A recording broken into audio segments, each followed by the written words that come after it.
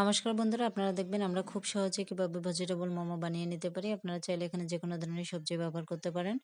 আমি আমার পছন্দ মতো কিছু সবজি এখানে ব্যবহার করছি। আমি সবজিগুলোকে ভালো করে পরিষ্কার করে গ্রেড করে নিয়েছি। আপনারা আপনাদের পছন্দ মতো ভাবে সবজিগুলোকে কেটে নিতে পারেন বা গ্রেড করে নিতে পারেন। আমি এখানে কড়াই গরম করে সেখানে দিয়ে দিলাম সয়াবিন তেল। আমি ফোড়নের জন্য ব্যবহার করছি কালো জিরা। আমি সবজিগুলোকে দিয়ে এখানে দিয়ে দিলাম পরিমাণ মতো লবণ, সামান্য গোলমরিচ গুঁড়ো, সামান্য গরম মশলা গুঁড়ো।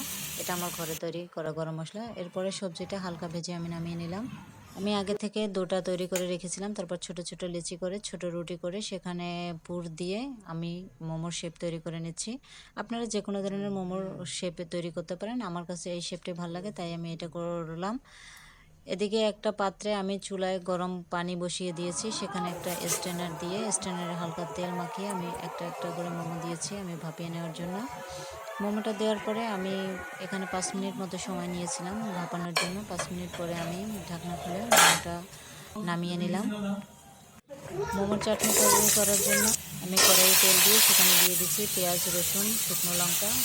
একটু নাড়াচাড়া করে সেখানে দিয়ে দিলাম টমেটো, ধনিয়া পাতা কুচি। এটা ভালোভাবে ভেজে আমি এটাকে শিলপাটায় বেটে নিচ্ছি। আপনারা ব্লেন্ডারেও ব্লেন্ড করে নিতে পারেন, এটা আপনাদের পছন্দ মতো।